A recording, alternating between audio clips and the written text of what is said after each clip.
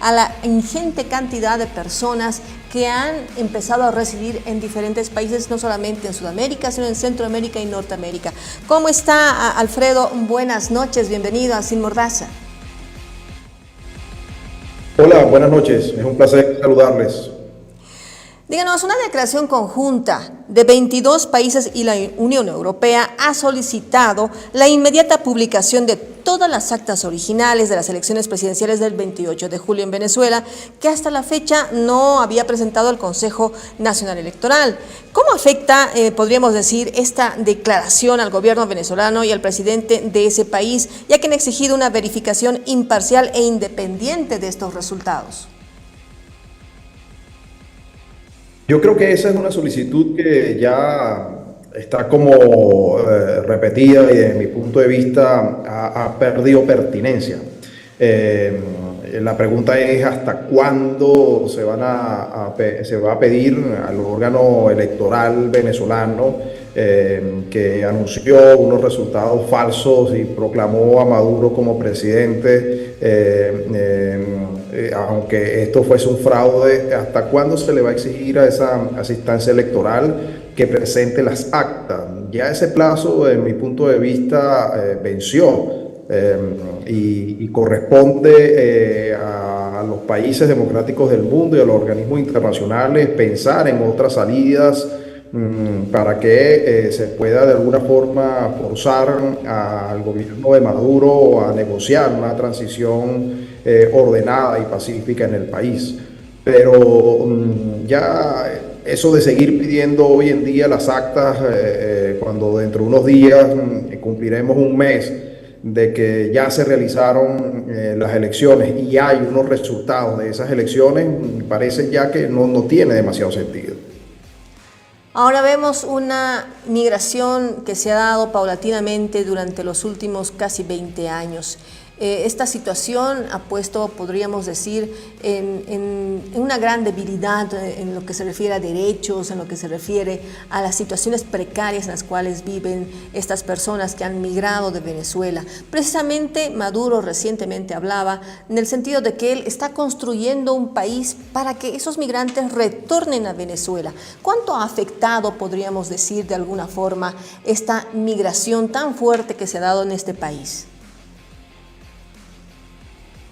Bueno, este proceso electoral, antes del proceso electoral, del día de las votaciones, me refiero, del 28 de julio, las encuestas ya perfilaban que un 25% de los venezolanos tenían la intención de emigrar.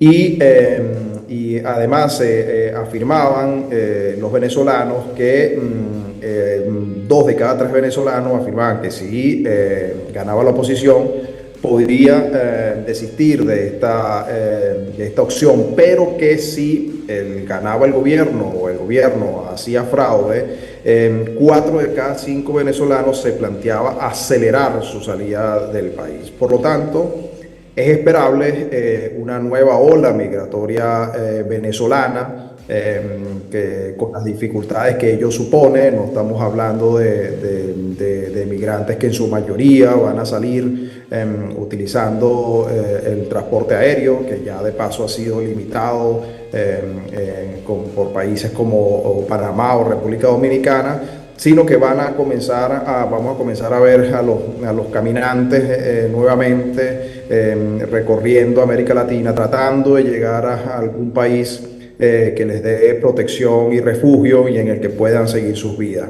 Esto es dramático. Ya tenemos 7.7 millones de venezolanos fuera de su país y bueno, esto seguirá aumentando con la presión sobre todo que supone para los países más próximos, más cercanos. Ya sabemos que Colombia es el país que más ha recibido migrantes venezolanos.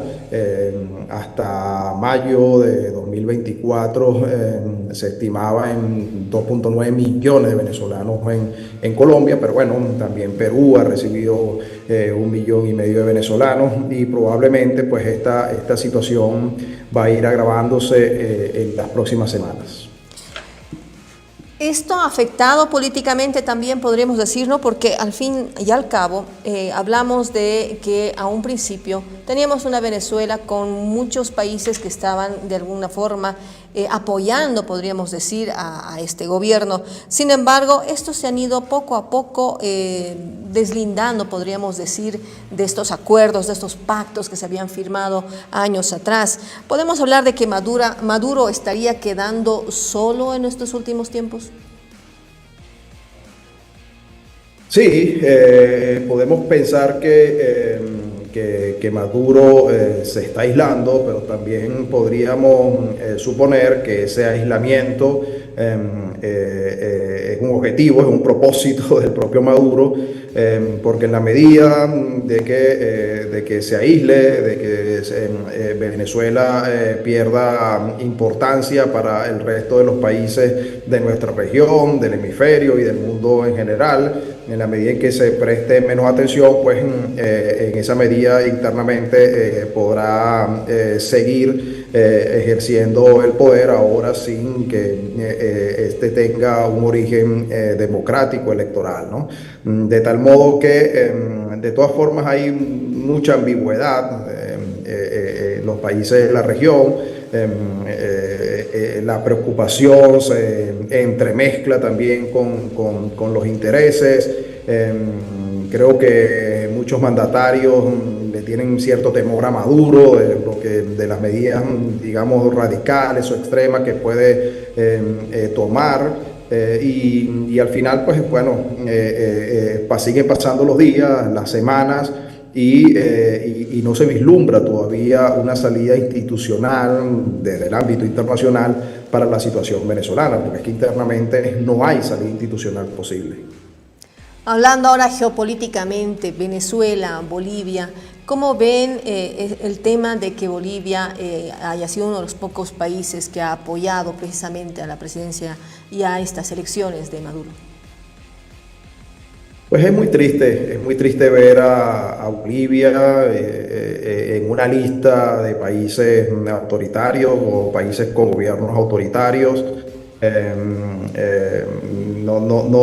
Y además junto a Nicaragua, que también tiene una dictadura y también ha habido un fraude electoral casualmente, pues bueno, son los dos únicos países de la región que han reconocido un anuncio fraudulento por parte del órgano electoral venezolano. Es triste ver a Bolivia allí con un gobierno que tiene un origen democrático, que tiene un origen legítimo, y que pensamos que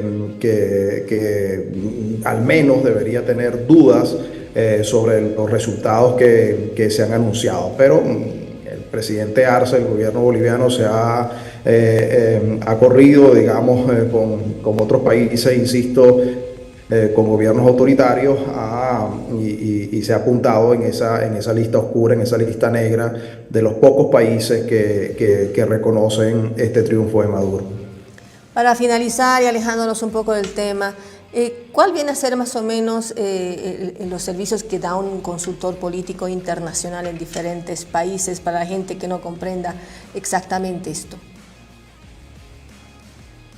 Bueno, voy a decir de esta manera para vincularlo al caso venezolano, los servicios que no podemos prestar en Venezuela porque no existe democracia. Un consultor se dedica a asesorar, a preparar a los candidatos en las campañas electorales.